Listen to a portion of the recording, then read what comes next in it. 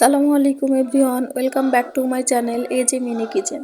আজকে আমি রান্না করব ব্রোকলি দিয়ে সবজি।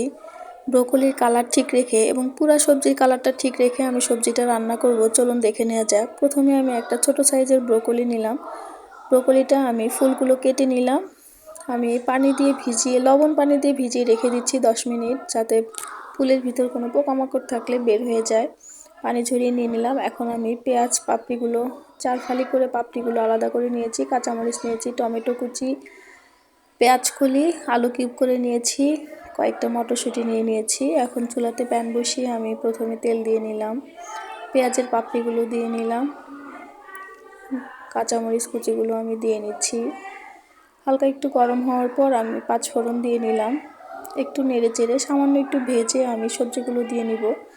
প্রথমে আমি কেটে রাখা আলুগুলো দিয়ে নিলাম, কারণ আলুটা সিদ্ধ হতে একটু সময় বেশি লাগে। আমি একটু নেড়ে চেড়ে নিচ্ছি। এখন আমি দিয়ে নিব পরিমাণ মতো লবণ। 1 চামচ লবণ অ্যাড করে দিলাম, 1/2 চামচ হলুদ গুঁড়ো। আমি আলুগুলোর সাথে ভালোভাবে নেড়ে চেড়ে মিশিয়ে নিচ্ছি লবণ হলুদ। এরপর আমি পেঁয়াজ কলিটা দিয়ে নিলাম, নেড়ে চেড়ে মিশিয়ে নিলাম। ব্রোকলির টুকরাগুলো দিয়ে নিলাম। একটু নেড়ে চেড়ে আমি ঢাকনা দিয়ে ঢেকে রাখবো। এটা খুব বেশি সময় আমি কুক করব না, তাহলে কালারটা চেঞ্জ হয়ে যাবে। নেড়ে চেড়ে মিশিয়ে নিলাম আমি। এখন ঢাকনা দিয়ে ঢেকে দিব।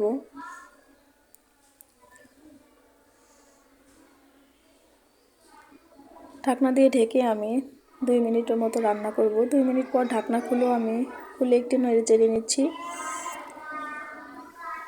এখন আমি মটরশুঁটিটা অ্যাড করে দিব। মটরশুঁটি দেওয়ার পর আমি একটু নেড়ে চেড়ে নিচ্ছি। মটরশুঁটিটা আমার একটু ভাপানো ছিল, এই জন্য আমি দিয়ে নিলাম পরে। সবার শেষে আমি টমেটোটা দিয়ে নিব, কারণ টমেটো সিদ্ধ হতে খুবই কম সময় লাগে। আর পুরো রান্না করতে আমি কোনো রকম পানি ইউজ করব না। টমেটো সিদ্ধ হওয়ার পর একটু পানি বের হবে, এই পানিতেই আমার সবজিটা সিদ্ধ হয়ে যাবে। এখন আমি ঢাকনা দিয়ে ঢেকে 5 মিনিটের মতো রাখবো। 5 মিনিট পর আমি ঢাকনা খুলে নিলাম, একটু নেড়ে চেড়ে নিচ্ছি। কোনো রকম কিন্তু পানি নাই, আমি একটু নেড়ে চেড়ে মিশিয়ে নিচ্ছি। কালারটা কিন্তু সুন্দর লাগছে। আমি এখন একটু গোলমরিচ গুঁড়া দিয়ে নিব।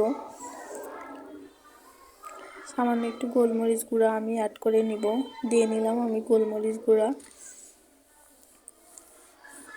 এখন গোলমরিচ গুঁড়ার সাথে সবজিগুলো আমি সুন্দরভাবে মিশিয়ে নিচ্ছি,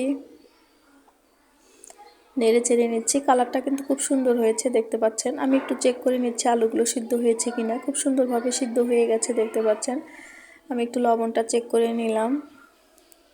চুলাটা অফ করে আমি এখন পরিবেশন করে নিব। খুবই অল্প সময়ে এবং কালারটা ঠিক রেখে আমার সবজিটা তৈরি হয়ে গেল। আমার এই সহজ রেসিপিটি যদি আপনাদের ভালো লেগে থাকে, তাহলে আমার চ্যানেলটি সাবস্ক্রাইব করতে পারেন আর পাশে থাকা বেল বাটনটি অন করে রাখতে পারেন পরবর্তী ভিডিওর নোটিফিকেশন সবার আগে পাওয়ার জন্য।